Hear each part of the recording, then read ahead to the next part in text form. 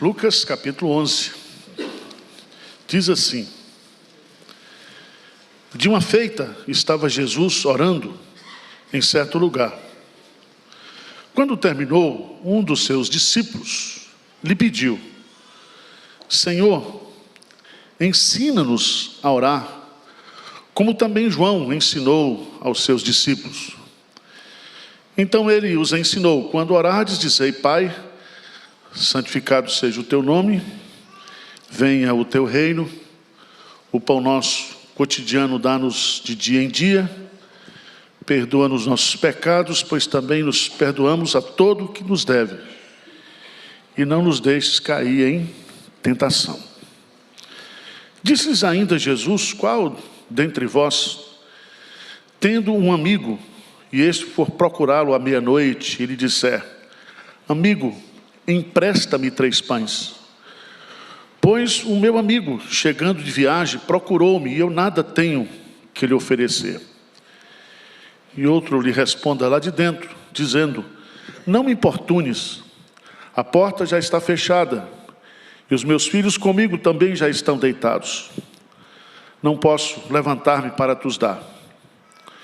Digo-vos que, se não se levantar para dar-lhes por ser seu amigo, todavia o fará por causa da importunação, e lhe dará tudo o de que tiver necessidade. Amém. Eu quero meditar com vocês nessa tarde sobre a necessidade da oração intercessória. A necessidade da oração intercessória. Eu fui ordenado ao ministério em 1987, janeiro de 1987. Significa que eu estou fazendo 30 e... quantos anos? 37 anos. Já fiz. E eu carrego no meu ministério uma grande frustração. Eu vou abrir meu coração para vocês. E a grande frustração que eu carrego, primeiro, é porque eu não sou um homem de oração. Eu gostaria de ser, eu luto para ser, mas fraquejo nessa área. Consequentemente, eu me frustro também porque eu não consigo mobilizar a igreja para orar.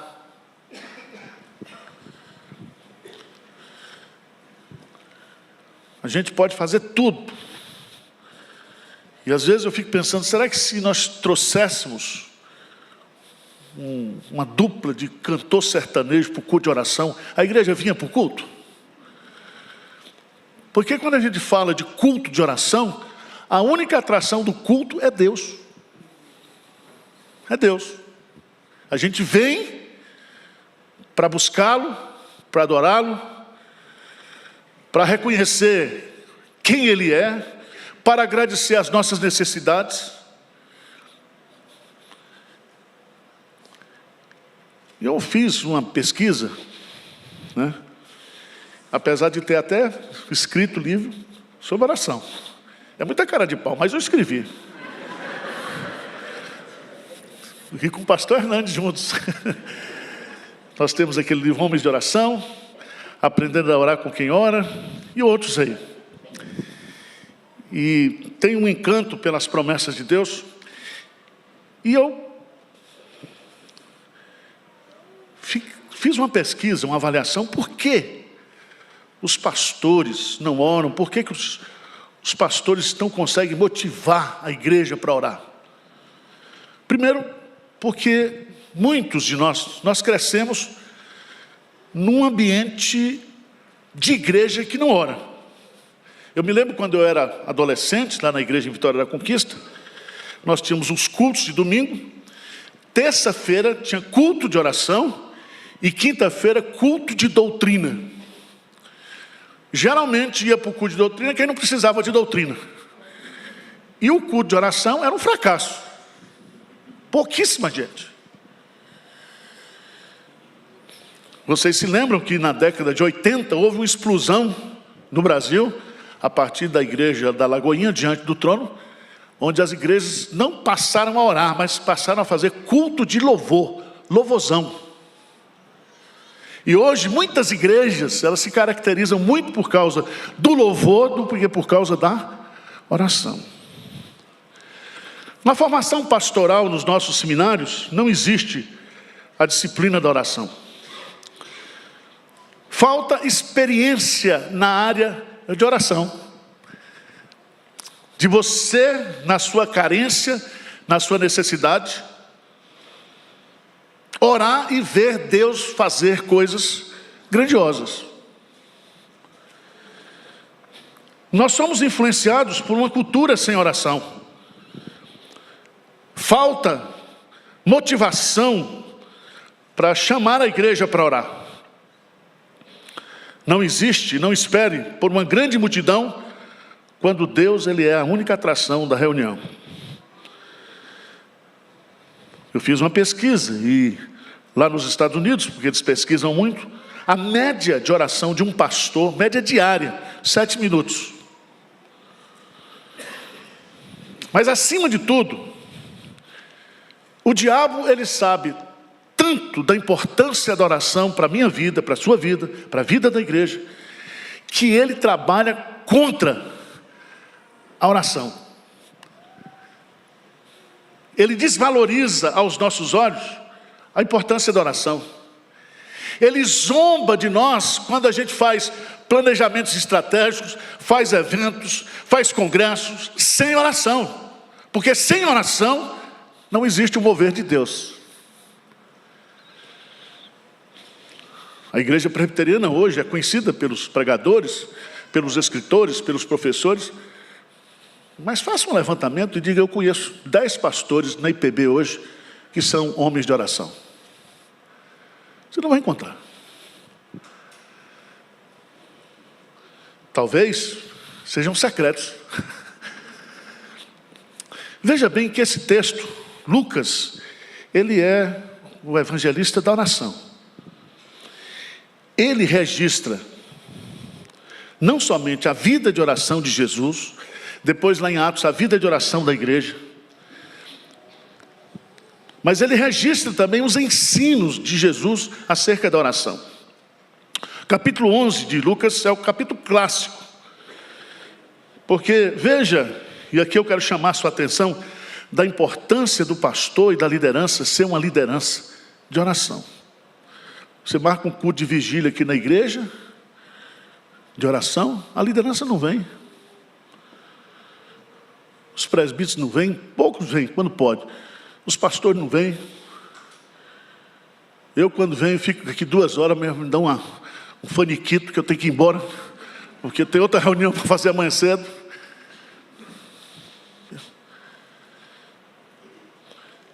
E é tão interessante que a gente não sente nenhuma culpa por causa disso. A gente vive a agonia da oração, da ausência da oração, mas a gente não reconhece o pecado da omissão da oração. Porque quem sabe que tem que orar e não ora, está sendo o quê? Omisso. Veja bem que os discípulos, eles viam Jesus orando, porque Jesus levantava alta madrugada. Jesus muitas vezes passava noites e mais noites orando. Quando Jesus Cristo levava os discípulos para orar com ele, eles dormiam. Foi assim no Monte da Transfiguração, foi assim no Jardim de Getsêmani. E aqueles discípulos, acho que eles eram presbiterianos, Jesus disse assim: nem uma hora pudestes o quê?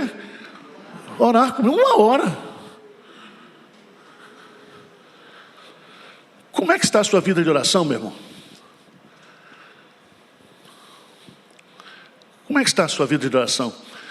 Porque os discípulos, eles sentiram falta no currículo da formação deles, porque Jesus está formando a liderança da igreja, os apóstolos, de oração.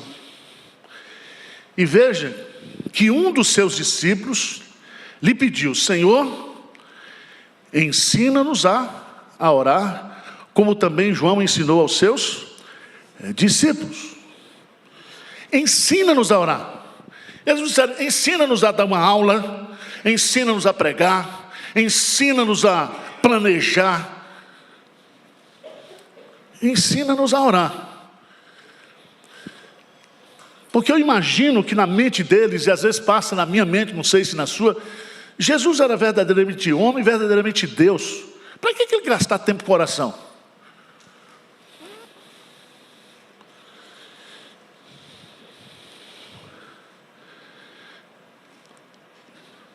Aqui nós temos um pedido, ensina-nos a orar. Jesus vai ensinar nessa oração do Pai Nosso, que a oração, primeiro, é uma atitude.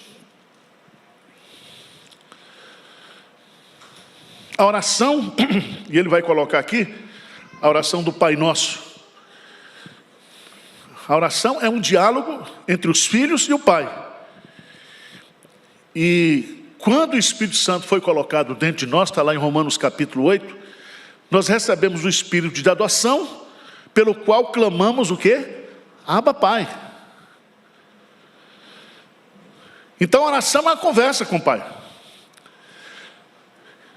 Então quando nós vamos orar, nós devemos nos aproximar de Deus como filhos. E ele vai colocar, ainda para nos motivar nos versos,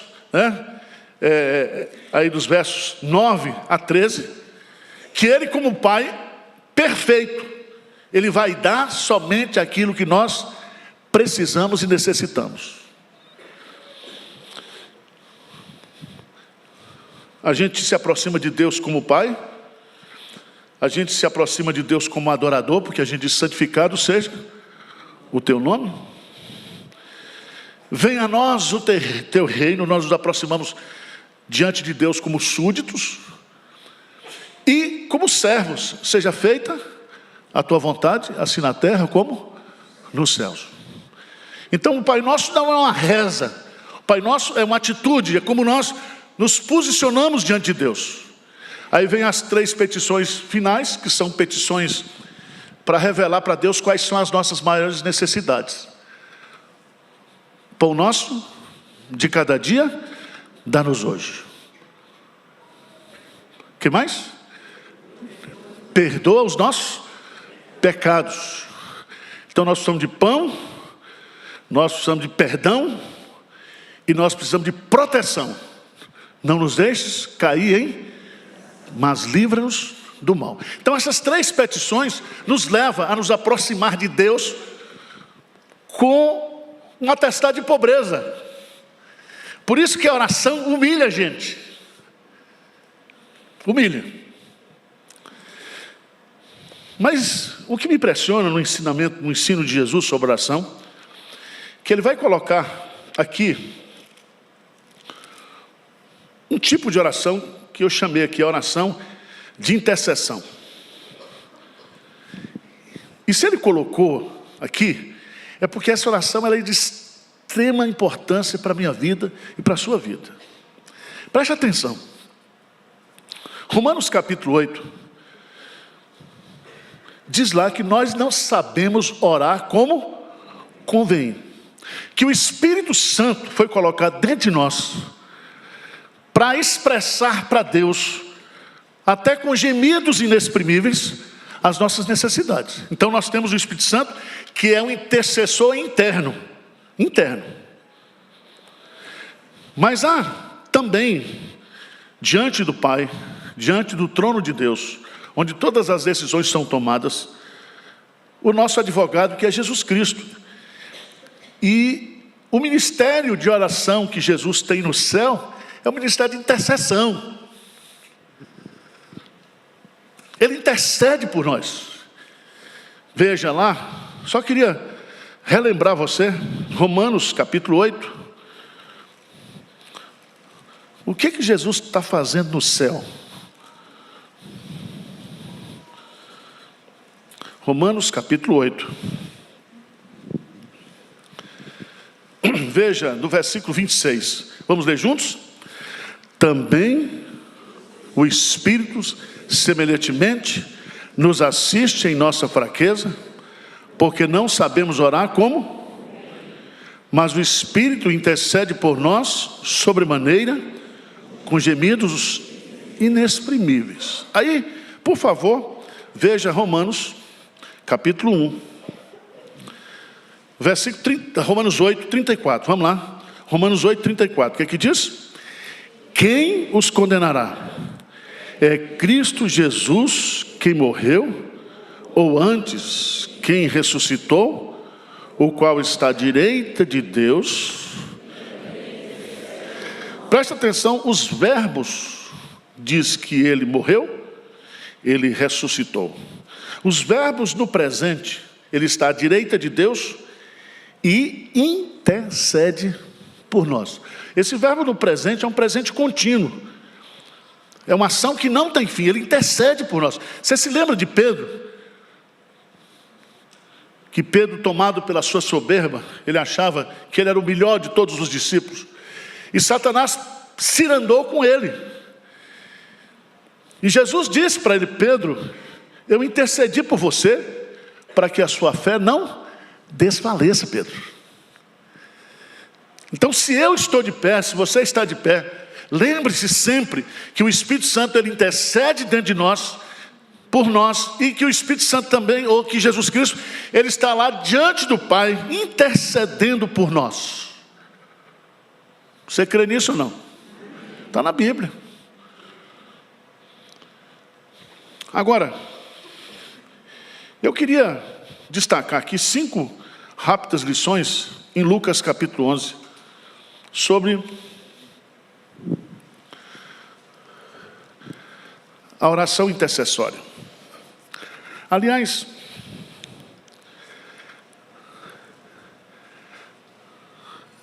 no versículo 8, a palavra aí, o fará por causa da importunação. É a oração que importuna. Oração que importuna. Primeiro ponto, qual é a causa dessa oração? Veja no versículo 6. Versículo 6. Pois o meu amigo, chegando de viagem, procurou-me e eu nada tenho que lhe oferecer. Então chega um amigo, esse amigo provavelmente sem avisar, e agora ele se vê diante de uma necessidade urgente.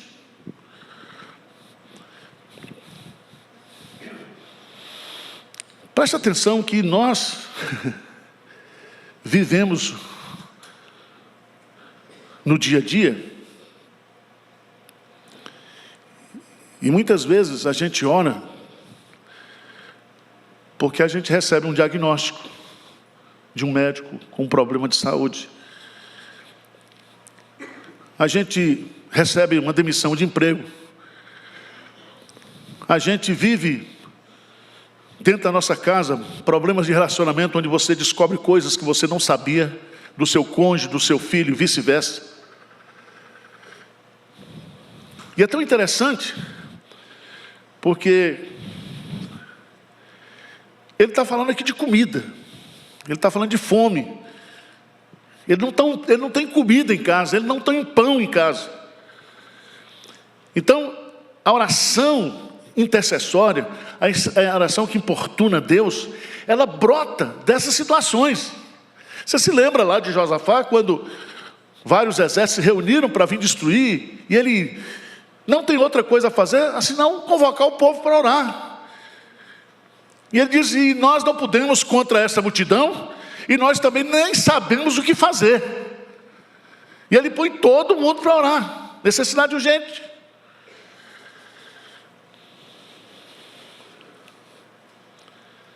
Irmãos, você tem necessidades urgentes na sua vida hoje ou não? Vou fazer uma pergunta para você, um pouco indiscreta.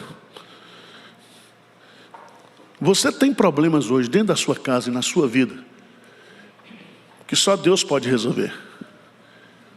E Deus resolve os nossos problemas e as nossas necessidades urgentes a partir da oração. Mas a gente não ora. É como se nós fôssemos mendigos, assentados num determinado lugar, e onde nós estamos assentados, existe um tesouro embaixo de nós. Nós estamos pedindo esmolas aqui, mas nós somos ricos.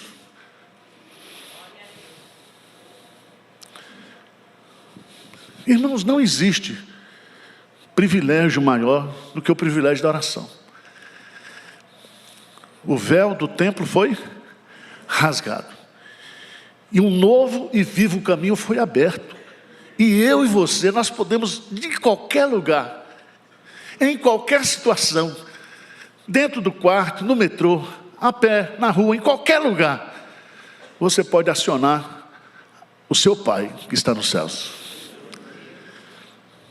Então preste atenção, a oração intercessória, a oração que importuna a Deus, ela brota dessas urgentes necessidades que a gente enfrenta na vida.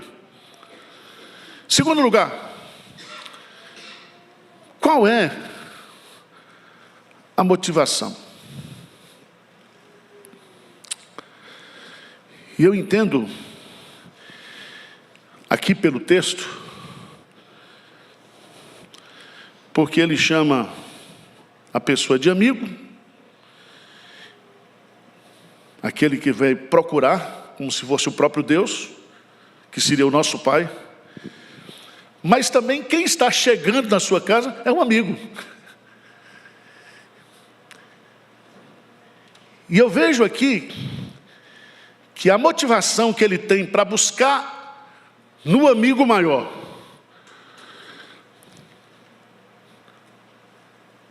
os elementos, os alimentos para suprir a sua necessidade e a necessidade de seu amigo é o amor.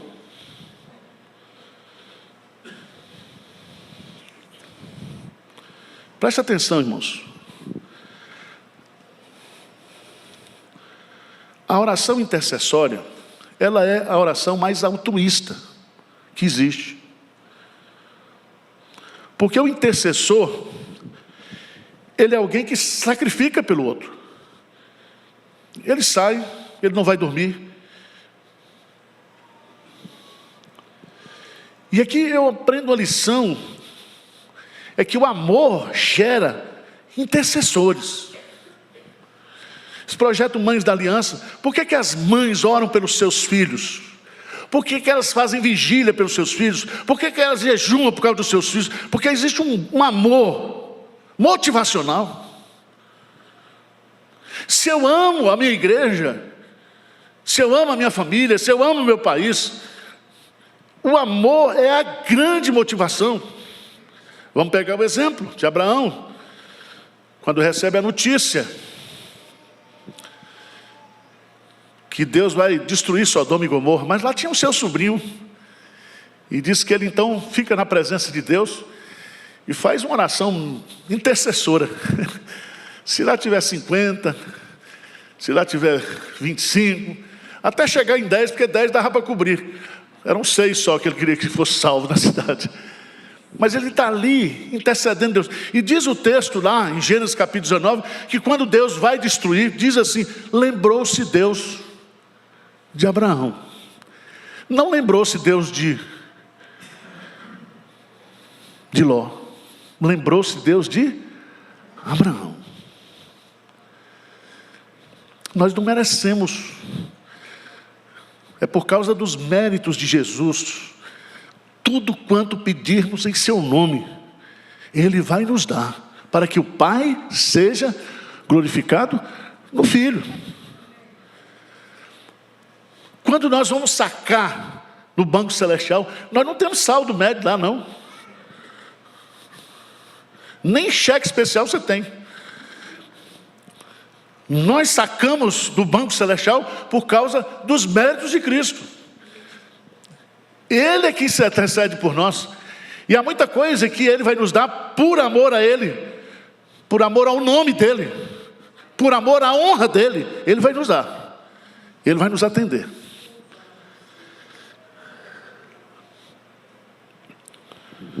A sua causa é a urgente necessidade. A sua motivação é o amor. É o amor.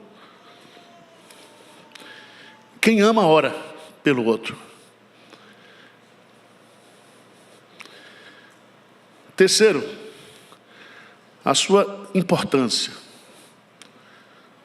Eu acho isso aqui maravilhoso.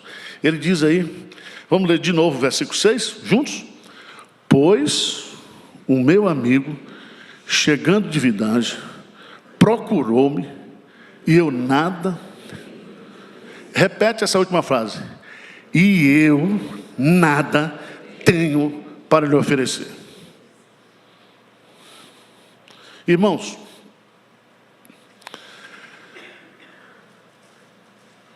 a oração é importante, a oração intercessória, porque nós, por nós mesmos e de nós mesmos, nós não temos o quê? Absolutamente nada para oferecer para o outro.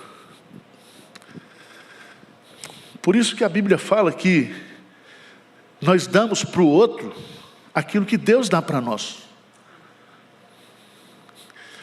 Nós somos apenas canais, veículos. Nós só podemos ser bênção se o Senhor nos abençoar. Foi assim que começou com Abraão. Ser tu uma bênção. Mas ele dizia, eu vou te abençoar. Eu quero que você seja um canal de bênção. As minhas bênçãos chegarão aos outros através de você. E o que Jesus está nos ensinando aqui é que esse intercessor, ele reconhece, eu não tenho nada nem para mim e nem para oferecer para o meu amigo. É a minha crise para fazer sermão. Porque você chega aqui todo domingo com essa cara linda de você, dizendo, eu vou lá na igreja para receber uma palavra. E eu fico dizendo, poxa, amanhã vai ter tantas pessoas sentadas com seus dramas, com as suas crises, com as suas necessidades. E eu digo para Deus, Senhor, o que é que eu vou oferecer? Eu não tenho nada para oferecer. Eu preciso para mim, eu preciso pão para mim e preciso pão para o outro. Vocês estão entendendo o que eu estou dizendo? Não adianta eu chegar aqui e fazer um sermão bonito, fazer uma exegese de um texto, você sair daqui admirados da competência, da sabedoria do pastor, mas com o coração vazio, com a barriga vazia. Você vem aqui para comer, você vem aqui para ser alimentado. Por isso tem que orar pelo pastor. Dá pão para o pastor Arival para ele chegar empanzinado domingo aqui.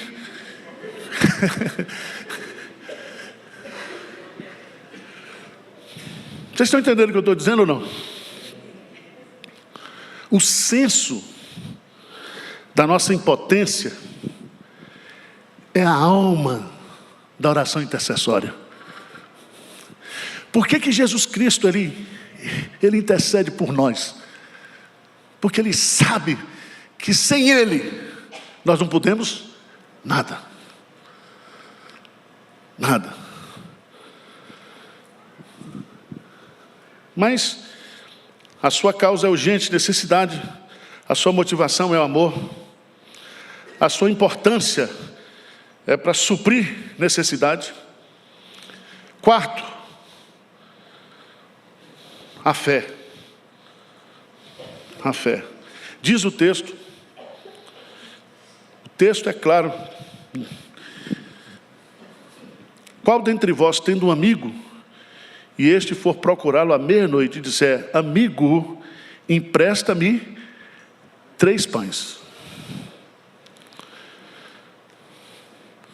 Então, um amigo vai na casa do outro amigo, porque ele sabe que aquele amigo tem algo para lhe dar. Eu não sei se você viu na Bíblia aí, na sua Bíblia, no versículo 5, diz amigo. Esse amigo aí está em letra maiúscula, está ou não está? Você viu isso aí, esse detalhe? Quando ele fala do amigo dele, relacional, é com letra minúscula. Porque ninguém tem maior amor do que este, de dar a sua própria vida pelos seus amigos. Jesus é o melhor amigo. E aqui a gente vai observar que ele se dirige a Jesus, que nós nos devemos dirigir ao amigo verdadeiro, o amigo com letra maiúscula, sabendo que ele tem para nos dar, que ele é suficientemente rico e poderoso para suprir cada uma das nossas necessidades, que não existe carência que possa esgotar os celeiros de Deus. Ele é rico.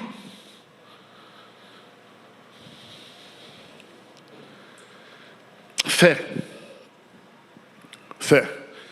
Sem fé é impossível agradar a Deus. E todo aquele que aproxima-se dele pela fé tem que saber que ele é galardoador dos que o buscam. Jesus chega a dizer da onipotência da fé. Ele diz ali: tudo pode aquele que crê. Aquele que crê. Mas por fim, versículo 8. Vamos ler juntos, bem forte. O que é que diz? Digo-vos, se não se levantar para dar-lhes, por ser seu amigo, todavia o fará por causa da importunação, e lhe dará tudo o de que tiver necessidade. Irmãos, o segredo da oração intercessória é que ela importuna. A palavra importunar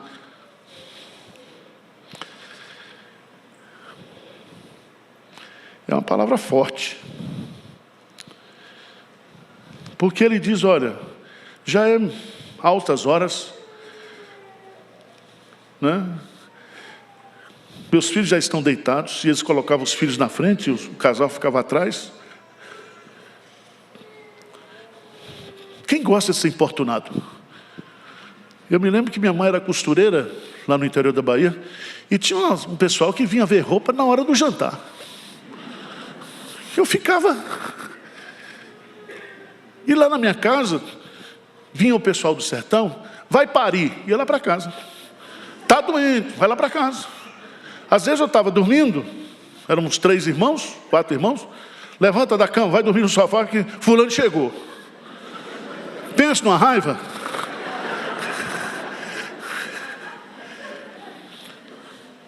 Importunar. Sabe aquele negócio de chegar na hora errada, com um pedido que não tem muito? É isso que Jesus está dizendo. Ele não tem problema. Ele quer ser importunado. Ele quer. Porque sabe uma coisa? A gente às vezes acha que o nosso problema é pequeno demais. Deus tem tanto assunto, tem tanta gente. Já imaginou a quantidade de oração que sobe por dia para o trono de Deus? Então tem o pessoal da Ucrânia, o pessoal da igreja perseguida. Tem assunto mais sério do que o meu aqui, que a gente acha que... Então não vou importunar Deus por causa disso. Eu me lembro que eu fiquei uma vez no seminário, período de férias, e fechou tudo, eu não tinha dinheiro. E lá no seminário tinha pé de manga. Eu arranquei um cesto de manga. Aí era café da manga, manhã café manga, almoço manga, jantar manga. E eu dizia assim: eu não vou importunar o quê? As pessoas, eu não vou importunar. Depois eu lendo, eu falei: rapaz, era para importunar. Às vezes a gente não quer importunar por causa da nossa soberba. Porque a oração, irmãos, é uma declaração de incompetência, é uma declaração de impotência. Quando você ora, você está dizendo para Deus: eu não tenho, eu não posso, resolva para mim.